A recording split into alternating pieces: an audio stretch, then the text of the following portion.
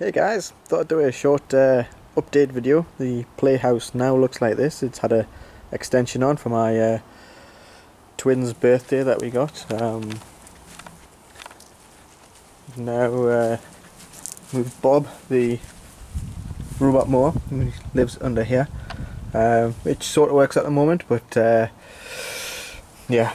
One thing I've done now as well is I've moved the batteries outside. I've got some more solar coming, so that's why the cables are here temporarily. Not so super secure with the 3D printed lock. Let's see if I can do this with one hand. Knows the answer. There we go, done. And here is my battery pack. Done a small enclosure that lives on the back of the playhouse. We've got the original 2 solar panels here, and I've designed it so that the roof here we can fit another 400 watts, which is going to be the original panel I had plus 3 others that I've purchased. I've went for the DIN rail mount solution from Paul Kennett's design, so it's still there. Running a, what is it now,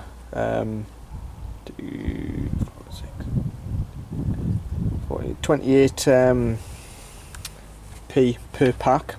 I have 4 of those then straddled on. I know from speaking to Paul, he had small little connectors on the bottom, which he then used to connect to the next one. What I did was I made some custom cables, which are kind of hard to see here, but basically what I've done is there's 2 cables are soldered into the one cable on here, wherever that one is, yeah, that one, 2 cables into here, and then I take a positive feed from each of the rows, comes into kind of bus bar terminal, so I do that for the positives, do that for the negatives. So I've got 1 cable that strings down each of these, but then I didn't need to do the same for the negative, and they've just taken it from the end, and that was on the advice of one of the guys off the Powerwall forums, and that works perfect, and it saved me a lot of hassle with extra cabling. At the moment, because I've just got the 2 panels running 24 volts, I'm just using one of the small EP solar controllers and the little Wi-Fi dongle that I made in one of the earlier videos. And yeah, it seems to work great. Fused on the solar in the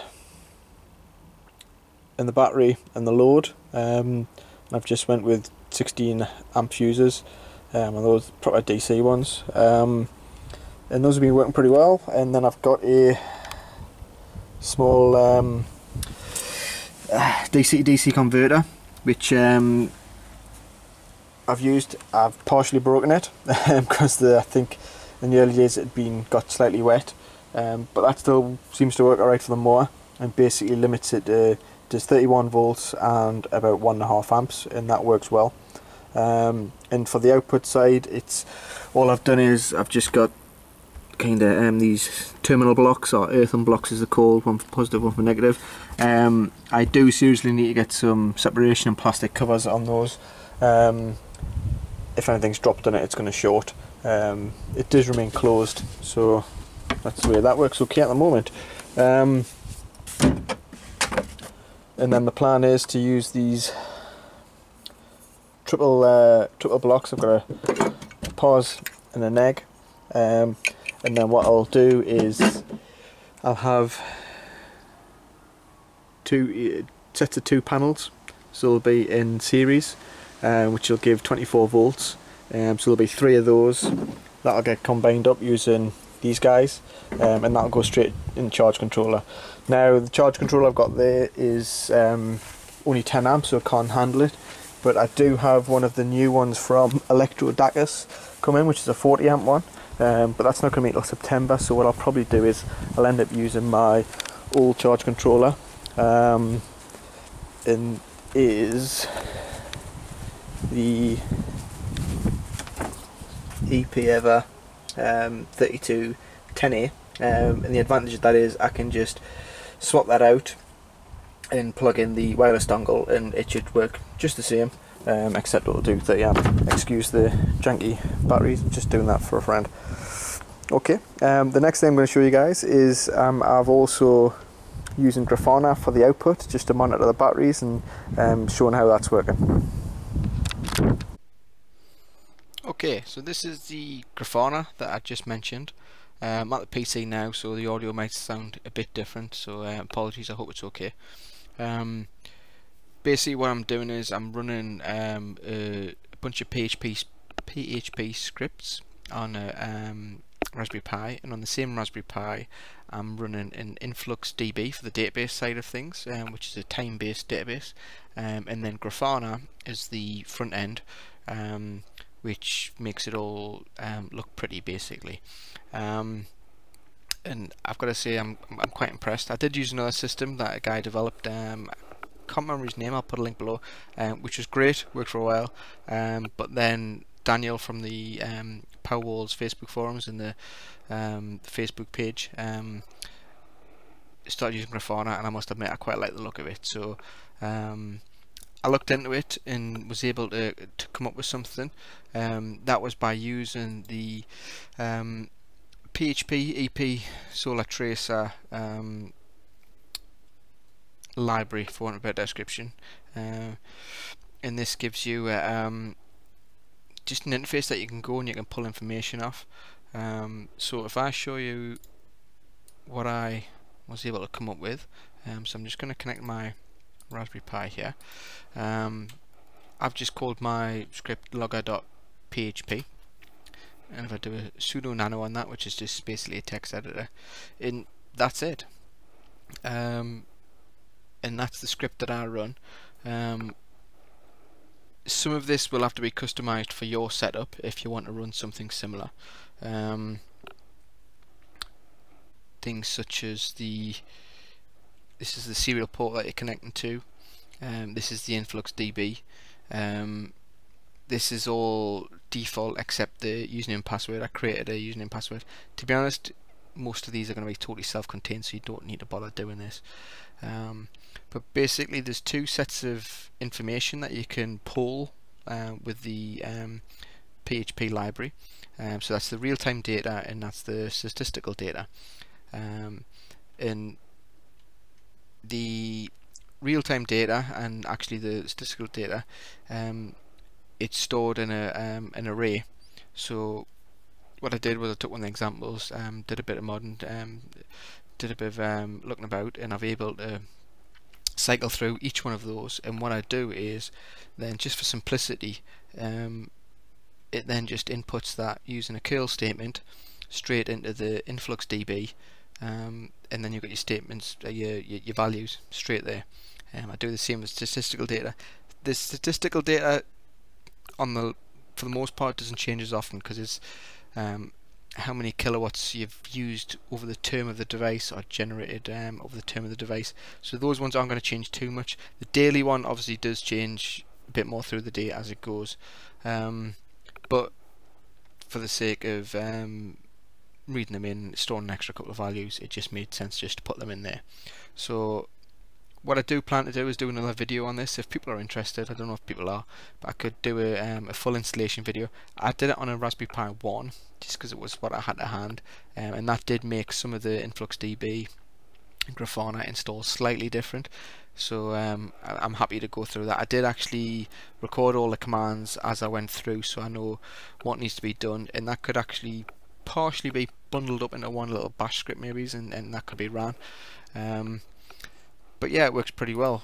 You'll notice on the graphs on the left here, there's a little point as if it stopped. And the reason for that is that the script, that there's two things that I've got to be running. I'm using my serial port to RS485 adapter, and so that needs to be running in the background, which gives you a connection to the serial device. So if I just go back through the previous commands, be extremely lazy here.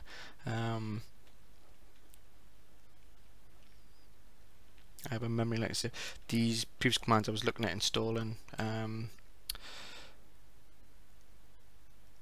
Home Assistant, so I was looking at that instead of Dominate, so that's what we're there.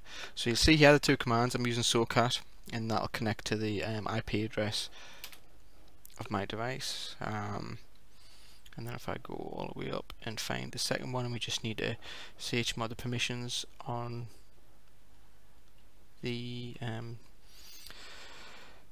interface we just connected with, we created with SOCAT. So if we do that now, okay, and then what we should notice is I've got this set to auto refresh every 1 second, and then these values should jump up. What I do find is that the it's quite nice with the EP-ever in that it gets to a certain point and then the array power does get to 0 because the batteries are topped up, and it doesn't try and pump any more current in them, which is pretty good. It's not a huge battery pack, but it doesn't happen too often here, just purely because it's a 200 watt set of panels and it's a 4.4 kilowatt battery pack, so there's always something to top up, as it were. But that did occur today because we've had three good days of solar, which has been quite nice. So we should see these there you go. So it's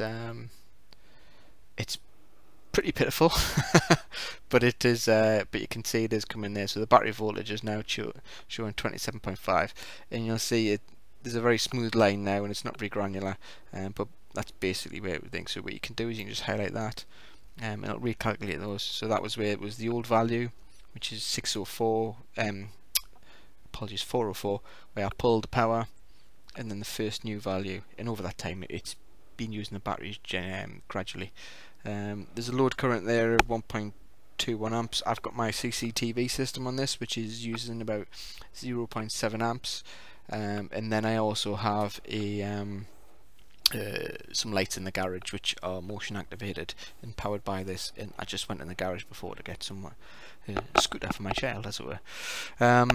So yeah, so that's working pretty well, and I must admit I quite like it. I'd love to know more about Grafana. If there's any experts out there, can point me in some the direction of some things. Pretty good, and you can tweak a lot of things, the colors and boundaries. So if the say battery power, the voltage, sorry, gets above 28, I've made it so it all goes red, so you can see at a glance, and that all works pretty well, and I quite like it. And what I do is run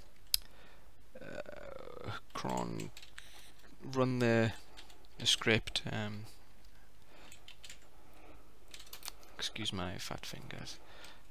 That's where cron tab -L, which just lists what's in the cron tab, and basically star star star. 5 stars means I'm running it every second. So there you go, and basically it runs that command, and that's the easiest way to do it. Apologies, that runs it every minute, not every second, and that just pulls up information, which is great, and that ties in with updating this every 1 second, every 1 minute. I don't know how long I'll be able to keep running this with the database. I'm gonna have to look at some maybe auto cleanup type of things and whatnot. And what would be good is some of the values, such as the energy generated today. I would only need one of those values once it hits midnight. I'm not sure if that's possible with Influx. It's a time-based database. It's a bit different from what I've ever experienced before. But I must admit, it's really impressive in we can do the date ranges.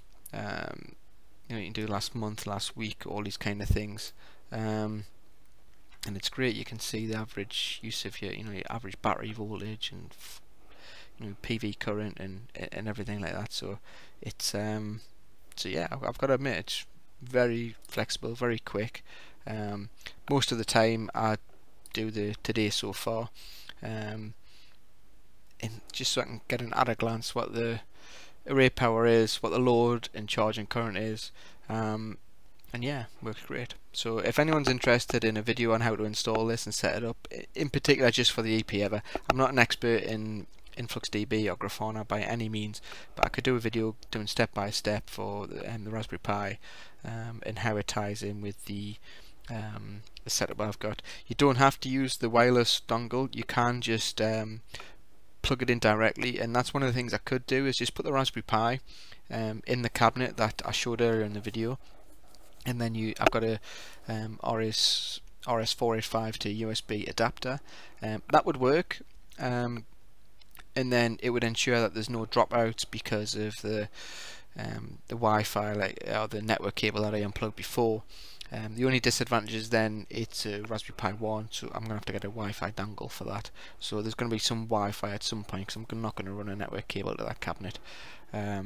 But yeah, but let us know if that's of interest, then I can certainly do that. Cheers guys, like and hopefully subscribe below. Thanks.